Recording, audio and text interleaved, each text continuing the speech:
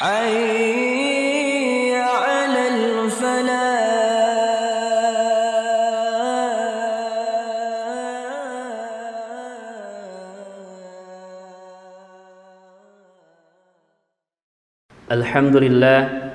Alhamdulillahi hamdan katsiran thayyiban mubarakan fih kama yuhibbu rabbuna wa yarda wa ashhadu an la ilaha illallah wahdahu la syarikalah wa ashhadu anna Muhammadan abduhu wa rasuluh alladzi la nabiyya ba'da amma ba'du.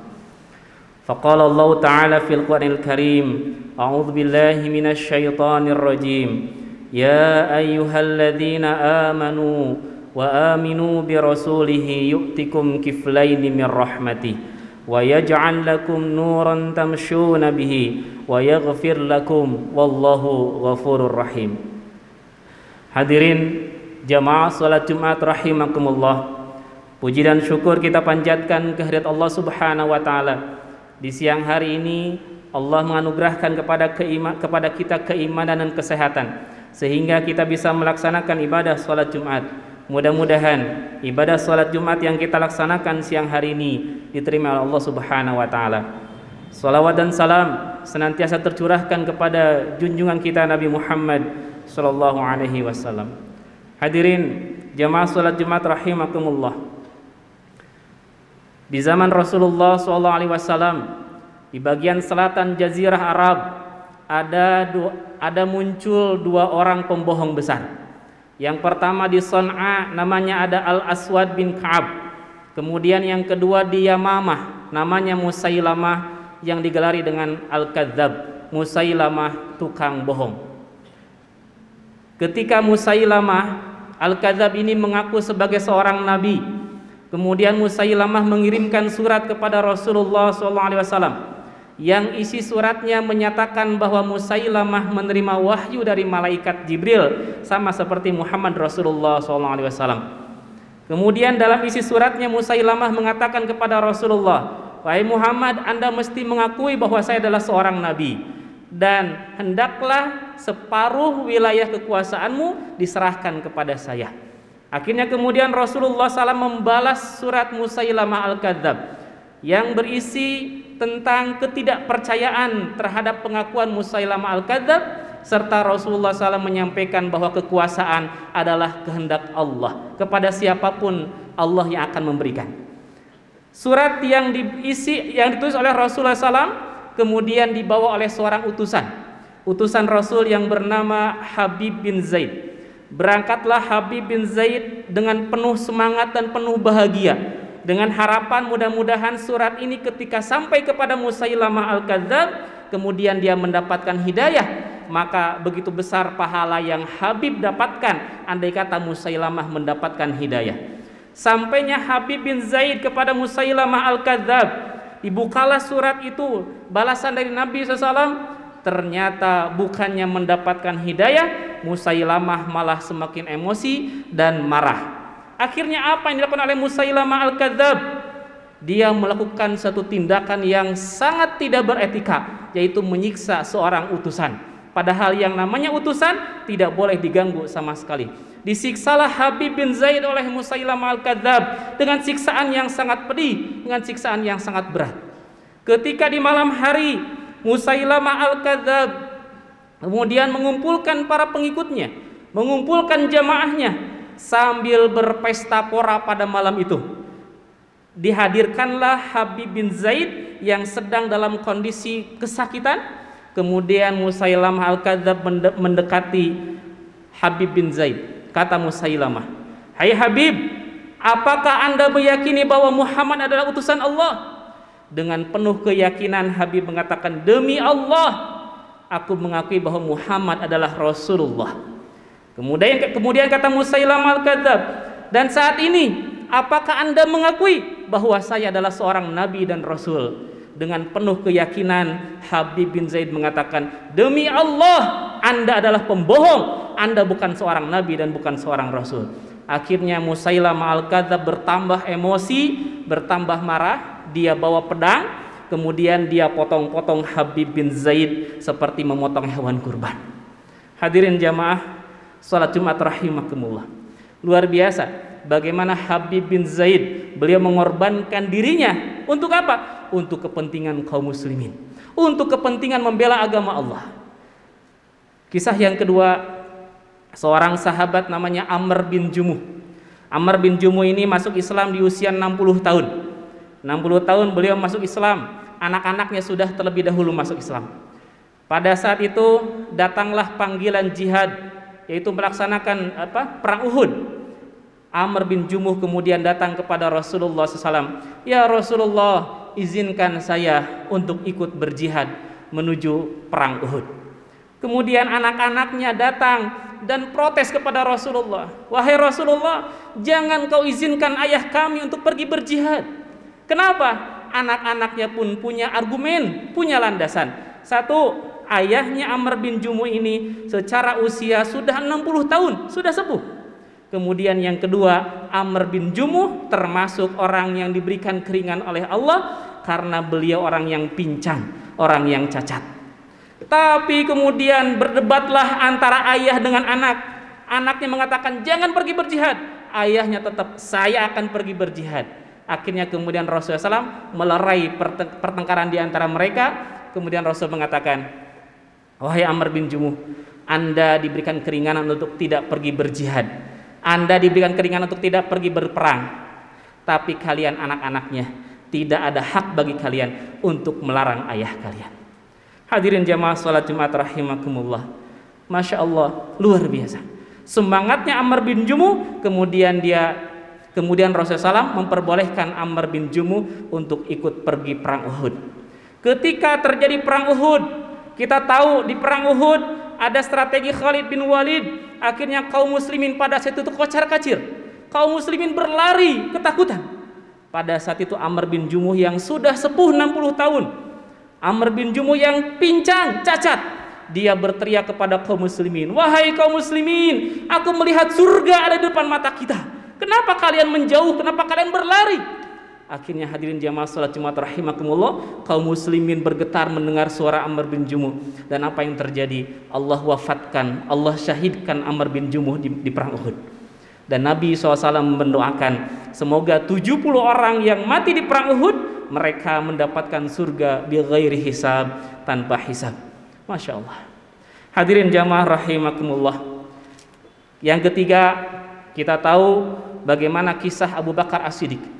Beliau bukan hanya mengorbankan hartanya, tapi bahkan Abu Bakar As-Siddiq mengorbankan jiwanya, mengorbankan nyawanya. Bahkan ketika Abu Bakar menemani Rasulullah SAW ketika hijrah, bagaimana pengorbanan Abu Bakar yang luar biasa. Dari kisah Habib bin Zaid, kisah Amr bin Jumuh, kisah Abu Bakar As-Siddiq, ini hanya sebagian kecil dari orang-orang yang luar biasa. Bagaimana mereka mengorbankan jiwa mereka, mereka mengorbankan diri mereka, bahkan mereka mengorbankan sesuatu yang paling bernilai, yaitu nyawa mereka. Untuk apa? Untuk Islam dan demi agama Islam ini. Luar biasa. Pertanyaannya, sudah sejauh mana kita mengorbankan diri kita? Sudah sejauh mana kita mengorbankan diri kita untuk kepentingan Islam ini? Sudah sejauh mana pengorbanan kita untuk membela agama Islam ini? Hadirin jamaah salat Jumat rahimakumullah.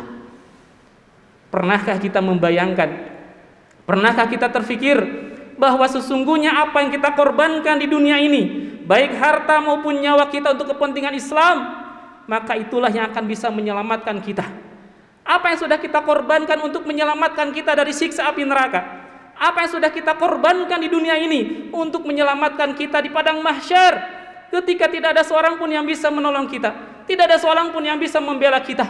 Bahkan Al-Quran menggambarkan, yauma yafirrul mar'u min akhi, ketika seseorang lari dari saudaranya, wa ummihi wa abih, ketika anak lari dari ayah dan ibunya, wa sahibatihi wa bani, ketika suami berpisah dari istrinya, begitu sebaliknya mereka akan lari menjauh. Likulli imri'in minhum yauma idzin sya'nu yughni, pada saat itu setiap orang akan sibuk dengan urusannya masing-masing. Bahkan Allah menggambarkan al-akhillau yawma idzin ba'duhum li ba'din adun. Pada hari itu orang yang saling mencintai, teman setia, bisa jadi mereka menjadi musuh bagi sebagian yang lain. Illal muttaqun, kecuali orang-orang yang bertakwa. Jika Habib bin Zaid mengorbankan jiwanya untuk kepentingan Islam, Allah ridho kepada Habib bin Zaid. Amr bin Jumuh ikut berjihad walaupun usia beliau sudah 60 tahun. Bahkan beliau cacat, beliau ikut berjihad. Allah ridho kepada Amr bin Jumuh. Abu Bakar As-Siddiq ikut berhijrah, mengorbankan harta dan jiwanya, dan Allah ridho kepada Abu Bakar As-Siddiq. Apa yang sudah kita korbankan sehingga kita selamat dari siksa api neraka? Apa yang sudah kita korbankan untuk Islam ini sehingga Allah menyelamatkan kita di hari ketika tidak ada seorang pun yang bisa menolong kita. Barakallahu li wa lakum.